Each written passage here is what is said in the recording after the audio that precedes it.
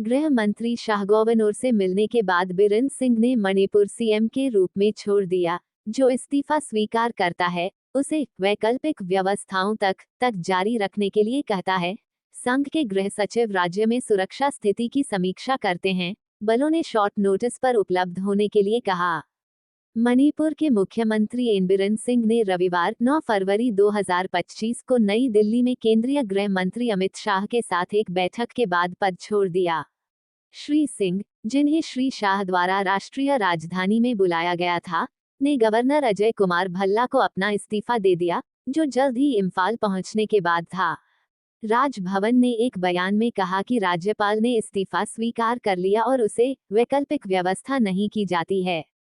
एक वरिष्ठ सरकारी अधिकारी ने कहा कि राज्य में राज्यपाल का शासन राज्य में एक संभावित विकल्प था, क्योंकि किसी अन्य पक्ष या भाजपा सदस्य ने सरकार बनाने का दावा नहीं किया था।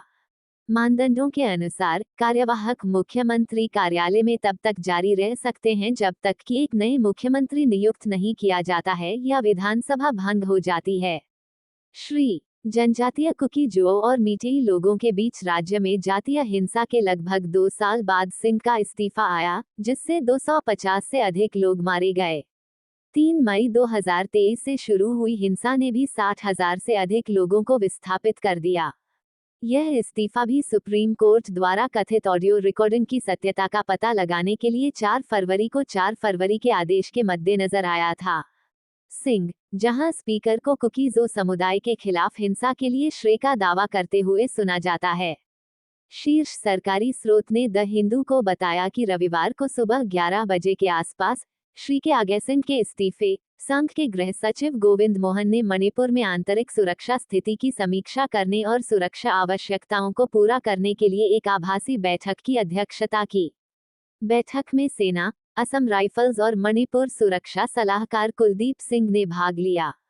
सेना और पुलिस को निर्देश दिया गया था कि वे पड़ोसी म्यांमार से मीतेई विद्रोही समूहों की घुसपैठ को रोकने के लिए धमनी सड़कों पर चौकियों को तैनात करें, मीरा पाइबिस जैसे महिला समूहों द्वारा विरोध प्रदर्शन के लिए बाहर देखें, और कुकी की गतिविधियों पर एक जांच रखने के लिए कहा गया, जो विद्रोही समूह पहाड़ी में। सूत्र ने कहा कि बैठक राज्य में अपेक्षित राजनीतिक घटनाक्रमों के कारण बुलाई गई थी, जो नागरिकों और अन्य सशस्त्र कट्टरपंथी समूहों के साथ बड़ी संख्या में लूटे गए पुलिस हथियारों की उपलब्धता के साथ मिलकर थी। जिरीबम, काचिंग, इम्फाल, मोइरग और थूबल जैसे जिलों को हिंसा के लिए संभावित हॉटस्पॉट्स के रूप में पहचाना गया था। एक कॉन्फिडेंस मोशन को विधानसभा सत्र में कांग्रेस विधायकों द्वारा श्री सिंह के खिलाफ ले जाया जाएगा, जो सोमवार को शुरू होने के लिए तैयार था।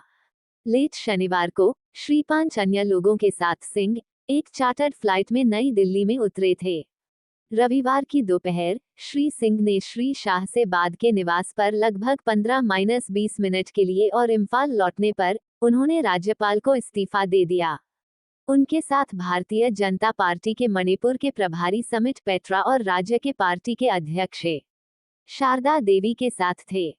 बंद दरवाजे की बैठक के टेप हिंसा के 1 साल बाद अगस्त 2024 में सोशल मीडिया पर वायरल थे।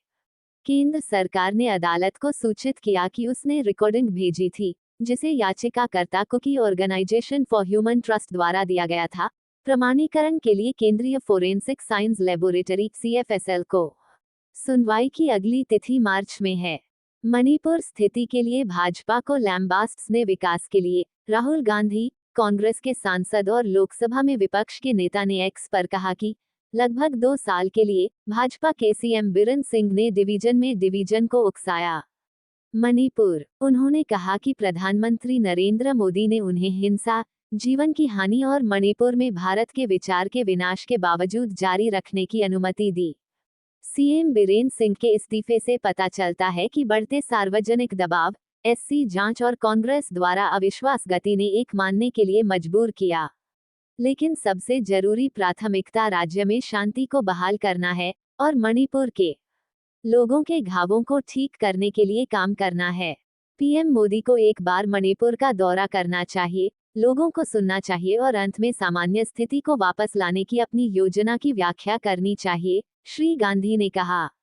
उनके इस्तीफे के पत्र में श्री सिंह ने कहा कि वह समय पर कार्यों, हस्तक्षेपों, विकासात्मक कार्य और विभिन्न परियोजनाओं के कार्यान्वयन के लिए केंद्र सरकार के लिए आभारी थे, जो हर एक मणिपुरी के हित को सुरक्षित रखने के लिए केंद्र को मणिपुर की क्षेत्रीय अखंडता को बनाए रखने के लिए एक अमीर है। हजारों वर्षों में विविध सभ्यता इतिहास मी सिंह ने अपने स्टैंड को दोहराया, सीमा घुसपैठ पर दरार करने के लिए और अवैध आप्रवासियों के निर्वासन के लिए नीति तैयार करने के लिए, ड्रग्स और नाको आतंकवाद के खिलाफ लड़ाई जारी रखने के लिए और एफएमआर के कड़े और मूर्ख प्रूफ संशोधित तंत्र को जारी रखने के लिए मुक्त आंदोलन शासन के साथ बायोमेट्रिक को कड़ाई से लागू किया जा रहा है।